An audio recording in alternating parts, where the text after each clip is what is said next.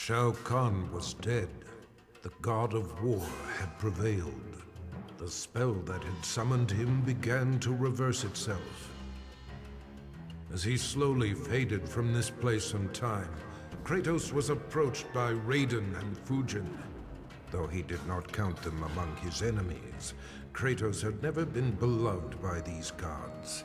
He prepared for combat. To his surprise, they bowed to him, a show of respect he had not seen from an immortal in many an age. Raiden explained that though his motives were not pure, Kratos had saved Earthrealm. He was owed a debt of gratitude. As he returned to his own world, Kratos nodded silently. Their change of heart would perhaps prove useful one day. A debt of gratitude is often dearly paid.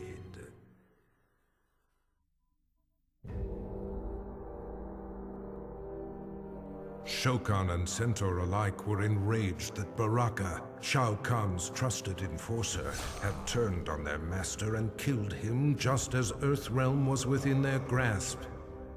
But their anger turned to admiration as the lifeless body of Shao Kahn transformed into that of the treacherous sorcerer Shang Tsung. Shang had attempted to claim the realm for himself by posing as Shao Kahn. The deception had not fooled Baraka. He had recognized Shang Tsung's scent and torn out his throat. With Earthrealm finally in Shao Kahn's control, Baraka's loyalty and bold action were rewarded. The Tarkatans replaced the Centaur as the Emperor's favored race.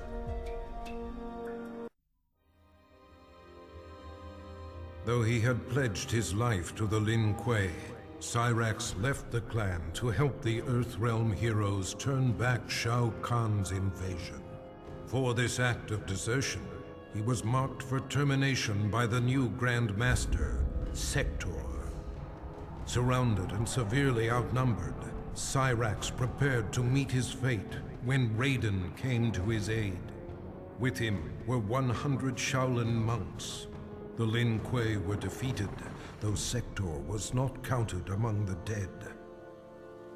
Cyrax was offered sanctuary at the Wuxi Academy, where he has begun a new life as an honorable warrior for peace.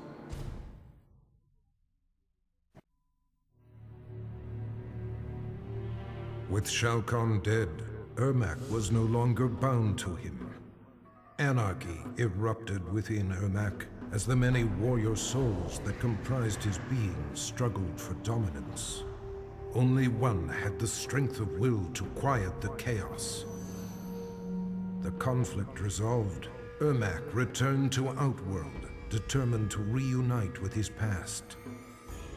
Queen Sindel and Princess Katana were shocked to learn the truth, that trapped among the many spirits within Ermac was their husband and father, King Jared.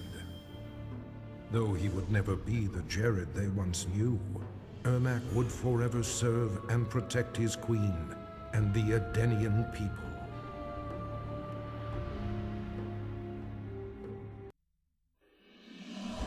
Shao Kahn was defeated, but the intense battle rendered Jade unconscious.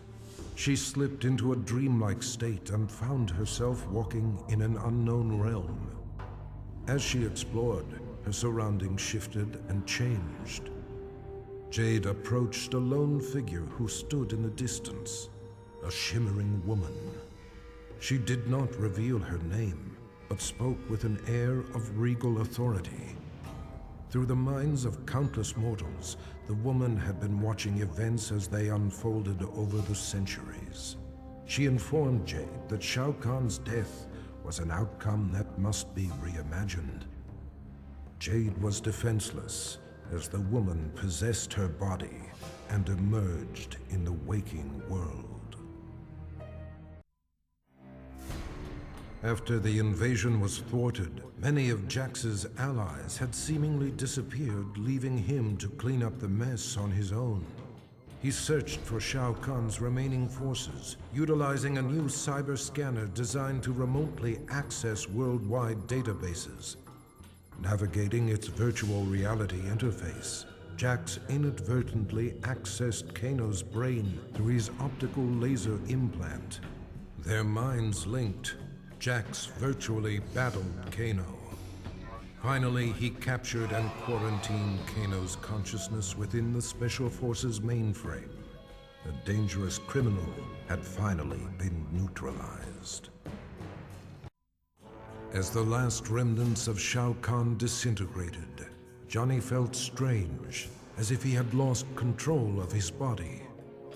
Suddenly, powerful energy burst forth, destroying everything around him. Johnny sought the aid of Raiden and Nightwolf, but their efforts did nothing to stop these random spasms of destruction. Desperate, Raiden transported Johnny to Sado, the realm of order, where he could be taught to control his power. Johnny Cage will transform into a warrior powerful beyond mortal imagining.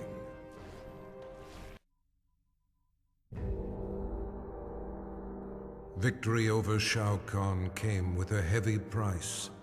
Cabal's respirator was badly damaged, and if it was not repaired soon, he would surely die. Desperate, he tracked down Kano and forced from him the identity of the cyberneticist who developed Kano's eye laser. The good doctor was not easy to find, but he was more than eager to help, for a price. Now Cabal is rebuilt. He is better than he was before. Stronger, faster. He will need to be in order to repay his debt. Kano made a fortune selling arms to Shao Kahn and used the profits to upgrade his cybernetics. The added connectivity of his eye implant gave him unparalleled access to global communications. Using his mind, he navigated the databases of banks, law enforcement agencies, and other networks. But his activities left him vulnerable to hackers. Jax infiltrated Kano's mind and trapped his consciousness in the Special Forces mainframe. It wasn't long, however, until Kano managed to free himself. His consciousness spread like a virus throughout the Special Forces network of automated weaponry. Kano has become a one-man army.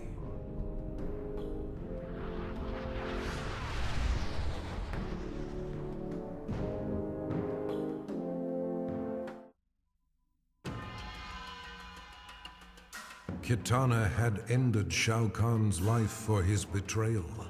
She had discovered the truth about Mileena, but rather than slay her as well, she took pity on her half-sister. She offered Mileena a home within the Edenian aristocracy. She was, after all, of royal blood. Mileena cautiously accepted her sister's invitation. With Mileena and Jade at her side, Kitana formed a fighting force dedicated to bringing justice to the realms. Never again would a warlord arise to create such terror.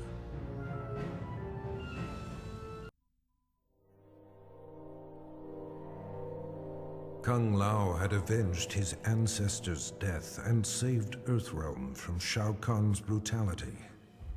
In quiet reflection with Raiden at the grave of the great Kung Lao, he touched the modest stone marker. Images of past events, moments of someone else's life flashed through his mind, concluding with a lost battle against Goro. Raiden theorized that Kung Lao had unlocked memories of his past life. The Kung Lao that stood before Raiden was in fact the reincarnation of the great Kung Lao, who had been defeated by Goro 500 years ago. He had accomplished in the present what he could not in the past.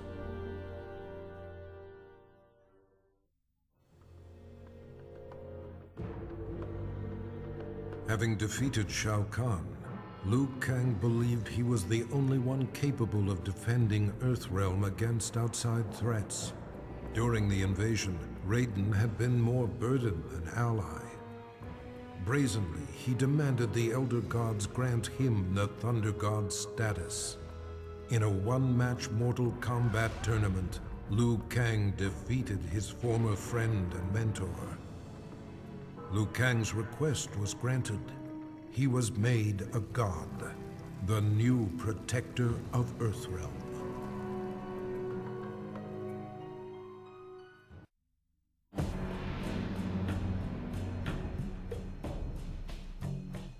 Mileena killed the Emperor in a fit of deranged fury, but she was unaware that her victory resulted from Shang Tsung's designs.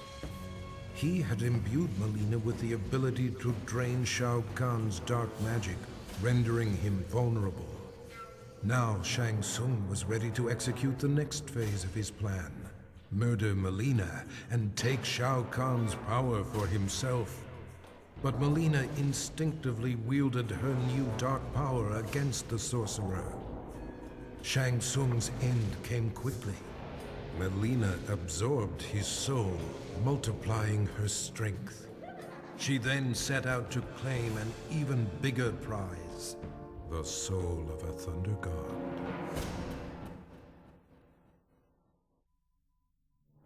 It took all of Nightwolf's power to destroy Shao Kahn. His spirit guide, the Wolf, had aided him in the battle, but in the aftermath, its presence was no longer felt. Nightwolf returned to his home, seeking the Elder's help in reconnecting to the spirit world.